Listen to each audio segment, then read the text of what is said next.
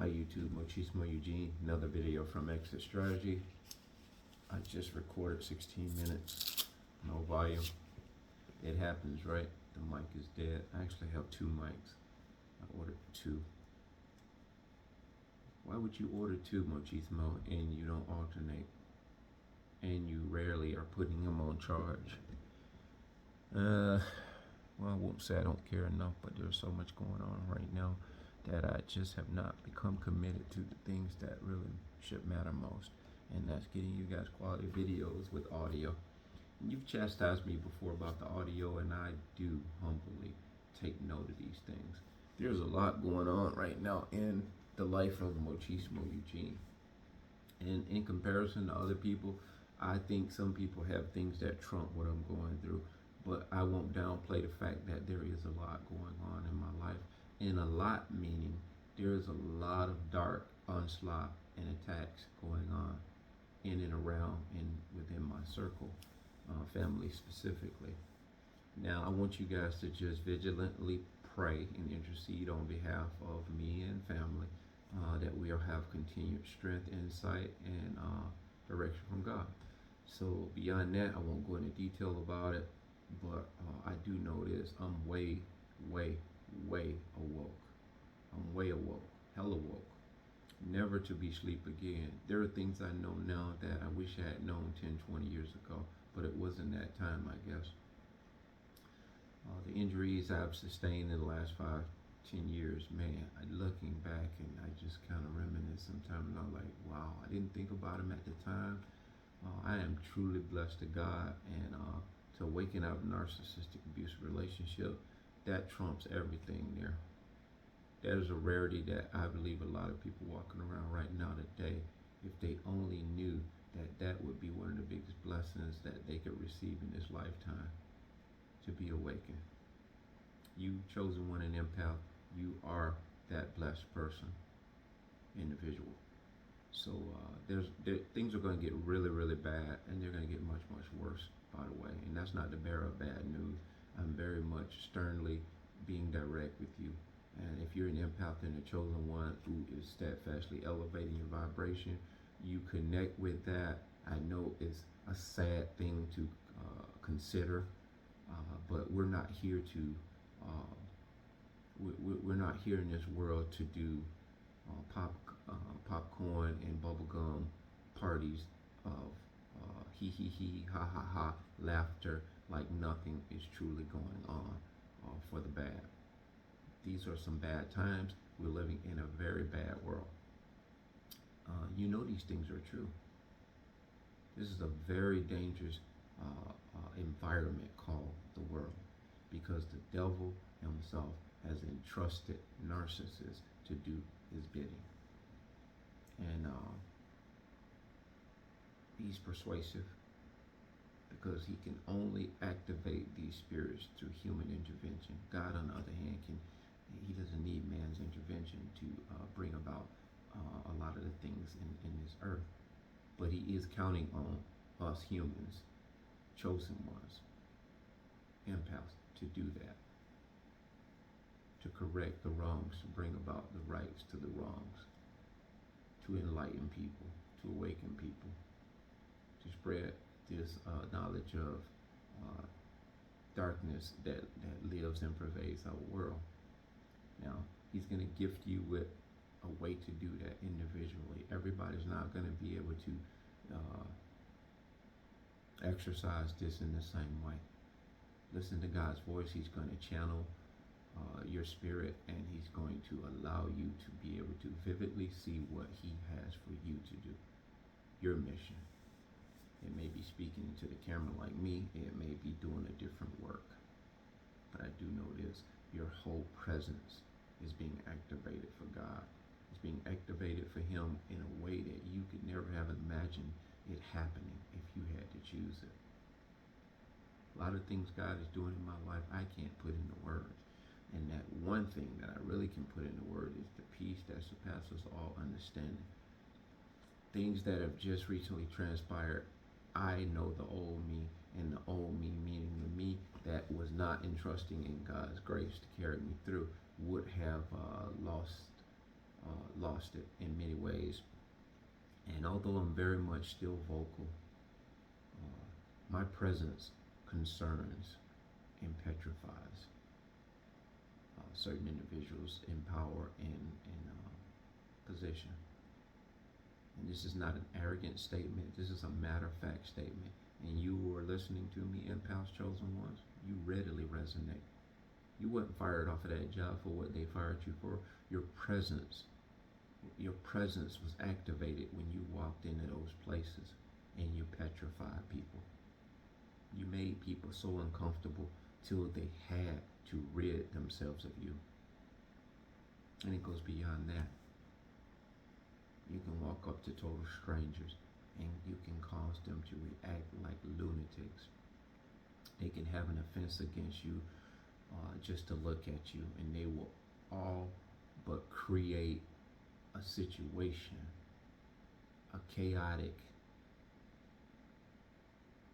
argument, debate, out of the blue. And they'll pretty much be talking to themselves. They'll be arguing with you, but they're the only ones talking. That is how strong your presence is. This, to the average person, sounds like lunacy, me saying this. But you who have experienced this, we know that is some power. That is some power that we don't rightfully own. That is some power that we possess, given to us by God. So I'm in a very good place by way of these things that I'm going through right now and experiences. I'm in a very good place because mentally I'm sound, spiritually I'm attuned. So when you're attuned and you have a little more insight than you did before, it is just unexplainable, and you throw the enemy into confusion. The Bible says, "Who lays the net before the bird's eyes?" So that's a profound passage in the Bible, because it's kind of like we can see through walls. We can see the rabbit in the hat before you take it out of the hat. We can see what you're doing before you do it. We anticipate what you're going to do before you do it. And this is directed towards the enemies of darkness. We can speak to you and tell you you're going to cut your foot off before you cut your foot off. We can tell you the outcome of what's going to happen before it happens, because we can see what's on the other side of the foolishness. And we don't say it in a braggadocious way. We say it in a matter-of-fact way. We say it in a dominion and in a God's dominion over this darkness type of way.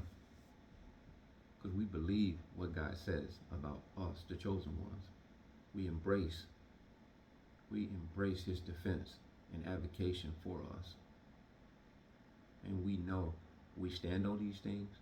It ain't something the church taught us. Our experience taught us this. Yeah, the church invested in us in a ritualistic way. Yeah. But see, what they didn't know, that God's mighty hand was sharpening us in a way that even, in the absence of the religiosity, we are yet still holding the course.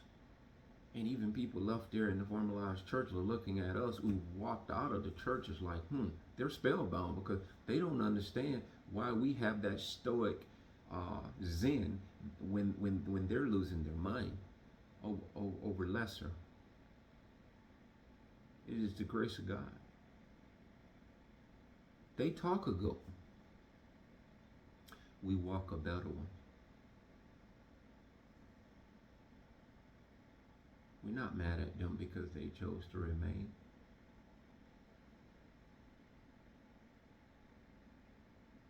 But they're big mad because we've chosen not to stay the same.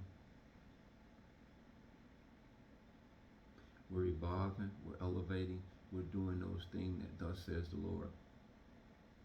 And we wake up on a daily, and it's organically instituted in our spirit. We can wake up without a compass and know where we're going. We don't have to plan our day for God to already ordain and orchestrate our to-do list. That is the crazy thing that I'm experiencing in my life. This accident in breaking my foot, and three toes, having plates and screws put in my foot. Uh, I'm at a loss for words on what this seemingly tragedy has done to even more assert into my spirit what God has defined me as a man, as a human being, as a child of God who has been put on this earth. And at 54 years old, life is becoming more meaningful. It is making more sense to me without the intervention of man having to explain it to me. I see it for what it is. I don't even see it for what I want it to be. I see it for what it is, and I ask God to bless me in ways that only He can. And I know He will. He has before. I don't have a doubt about that. I am blessed as I sit here. I'm blessed as I sit here. You ever try, you ever had somebody try to make you mad? And I've said this before and I like saying it. You ever had someone try to make you mad, but they get madder because they couldn't make you mad? That's just a little food for thought. Someone attempts to make you mad and they get more madder because they didn't make you mad. This is how the devil works. This is how the devil works. So I want you guys to really, really take time for you. Disconnect from a lot of YouTube subscriptions. Like I told a friend of mine, I had a ton of people I had subscribed to. Now, I'm not picking and choosing who you should unsubscribe to. What I'm saying is we need to manage our mental, spiritual well-being in a magnificent way. We need to do it in a way where we clear the clutter. Because a lot of the codependency we had in the narcissistic relationship, it just went from that codependency to a YouTube laundry list of codependency in YouTubers that are saying some things that are inspiring, noteworthy, etc., etc. But we can become so transfixed and so focused in these multiple array of thinkers, empath chosen ones in particular, till we don't have that alone time to deal with ourselves. We don't have that time to really introspect and find our calling. Because a lot of times, as my friend suggested, or she stated, we can actually start become carbon copies, or even copying, mimicking, and patterning our lifestyles after such people who we admire. And you may say nothing's wrong with that. Well, I won't say anything's wrong with that, but what's so right about that, when you as an individual need to start looking deep within yourself and finding that true you that has been hidden, that has been distorted, that has been disguised and disintegrated and destroyed by way of narcissists on every front. They've watered down who you really were meant to be by God, and they instituted what they thought you should be. It's very liberating when you don't have to be anything but you. You don't have to be anything for anybody but you. It's very liberating when you can wake up and you can decide when and what you want to do, when you want to do it. No persuasions, no input from anyone other than the Almighty. Do listen to the Almighty. That is your guide. That is your guide. And He's always got a GPS signal. Always on 5 bars. So that has been the detriment of every person throughout history when we stop listening to God and stop asking God for His direction. The energy we're putting in self-help books, we can put that into asking God to help us. That's about all I want to say on that, guys.